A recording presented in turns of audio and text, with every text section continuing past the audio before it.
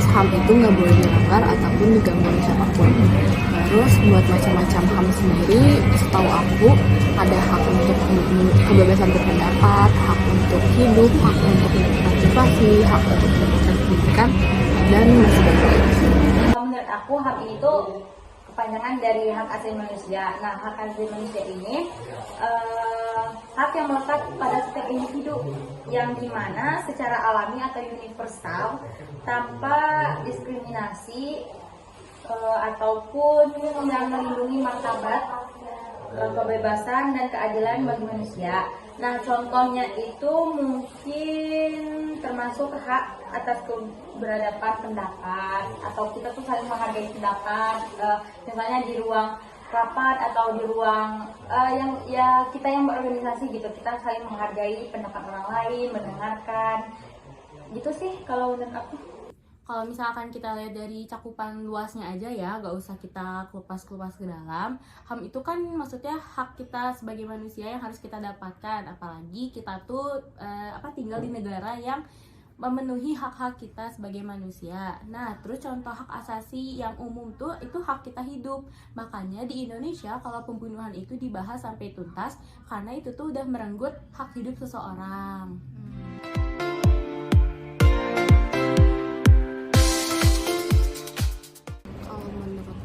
Setiap orang tuh punya hak untuk membagikan pendapatnya mengenai isu yang terjadi, namun tetap harus ada batasannya. Batasannya bisa berupa undang-undang tersebut itu digunakan agar mencegah terjadinya penyampaian pendapat yang dapat melanggar atau merugikan hak orang lain. Pembatasan hak berpendapat di media sosial itu merupakan isu kompleks ya, yang dimana sementara perlindungan terhadap keamanan dan kebenaran informasi penting, pembatasan yang berlebihan dapat menghambat kebebasan berekspresi atau berpotensi yang menimbulkan sensor yang dapat disalahgunakan. Menurut aku sih itu mungkin agak bagus juga. Kenapa agak bagus? Karena kan kalau hak berpendapat itu kan belum tentu ya yang dia pendapatkan itu sesuai fakta atau tidak, terus kayak baik benarnya atau negatif atau apa buat orang-orang dan akan menimbulkan dampak apa. Betul, pendapat kita tuh harusnya didengar oleh orang-orang dan kita tuh bebas menyuarakan apa aja yang dalam isi pikiran kita. Tapi dilihat dari kasus yang kemarin, Erika tahu gak sih kasus yang anak di Sukabumi yang menjelek-jelekan Presiden Joko Widodo dan iming-iming berpendapat.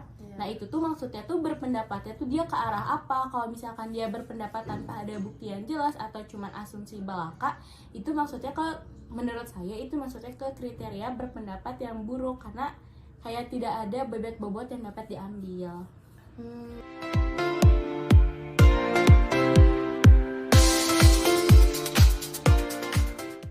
Kalau menurut aku, bagi pihak yang menuntut hak berpendapat tuh mereka dari awal udah harus tahu kalau berpendapat itu ada batasannya. Terus mereka juga harus tahu etika yang baik dalam berpendapat di media sosial itu kayak gimana. Kalau buat pihak yang mempertimbangkan untuk pembatasan hak berpendapat, mereka tuh harus memastikan kalau batasan yang ada itu nggak melanggar hak asasi atau kebebasan berbicara masyarakat.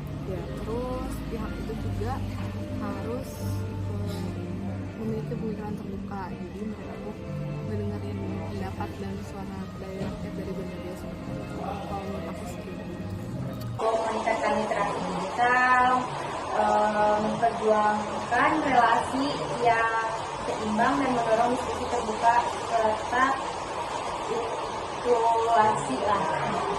Nah teman-teman, kalian udah mendengarkan penjelasan dari video wawancara sebelumnya kan? Jadi untuk mengetahui lebih singkatnya apa itu hak asasi manusia, kalian bisa simak ke video selanjutnya ya. Apa itu hak asasi manusia atau HAM?